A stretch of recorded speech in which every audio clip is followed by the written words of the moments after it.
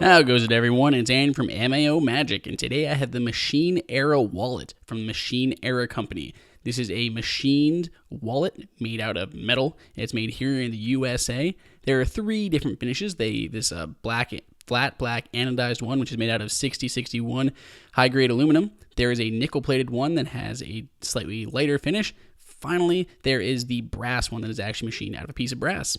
Basically just a really thin, minimal wallet. It can hold 2 to 6 cards in the front there with that elastic band.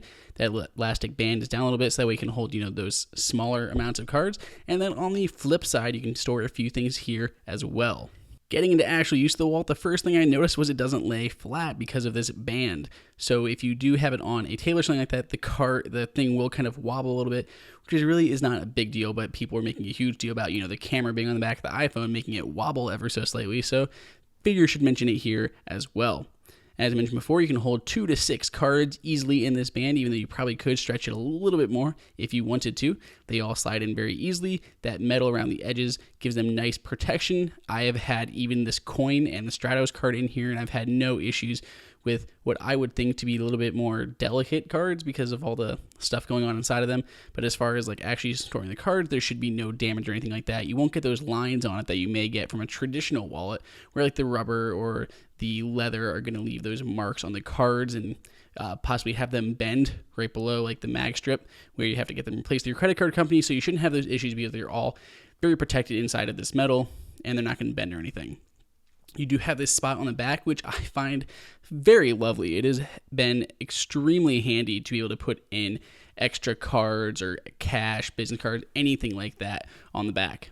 It is very well machined, even though it seems like this elastic band eventually may get kind of frayed or worn down enough. So I hope that you are able to order a new one, even though I have not been able to see that. You probably could contact the company for replacement if necessary, but that looks about the only part that's ever going to break down on this wallet.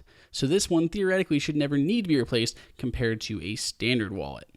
Now, this is a very minimal wallet, so for all those people out there who are looking the absolute smallest, most minimal wallet you can find, this would be a good bet. We're going to compare it to a few different wallets here, a standard kind of fossil billfold that you might see, as well as the Dun wallet, which is supposedly the world's thinnest, smallest leather wallet. You can see a review for the Dun wallet as well. The link is the end of this video.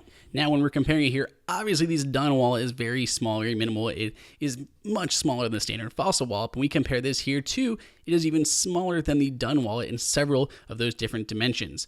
While it does have that fixed dimension, it doesn't really get any bigger or smaller, the Dun wallet can expand or contract based on what's inside. If we check out the dimensions on the Machine Era wallet, we're looking about 3.65 inches wide, long, 2.48 wide, and about 0.25 inches thick. It's going to weigh 1.3 ounces as far as this aluminum model goes. If we touch on durability one more time, you're going to notice if you look at these two leather wallets, these are both starting to wear down. You're not going to notice anything on this Machine Era wallet. If anything, it's going to look a little bit more distressed, which may make it look a little bit better, but you're not going to have any of those marks that you can see on the coin. We have those marks which came from my Dun wallet. None of that's going to be a thing. If we break this down into pros and cons, it is very thin, it is very lightweight, and it is extremely minimal. Being metal, it's extremely durable as well, and it looks good. There are many different finishes to match anybody's taste. Now, if we take a look at the cons, for many people, this is going to be too small. If you have more than a few cards, this may not work for you. It does not have a lot of protection, so everything is kind of exposed out to the wild. There isn't anything on the front and the back like on a regular wallet. Cards, especially business cards, they can take the color of your jeans. So if you're throwing your business cards in there, prepared for them to be blue, as happened to me.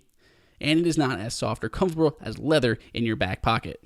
You can go ahead and pick one of these up for around $28 depending on the finish. If you have any questions, throw them up in the comments. Make sure to subscribe, and I'll see you guys next time.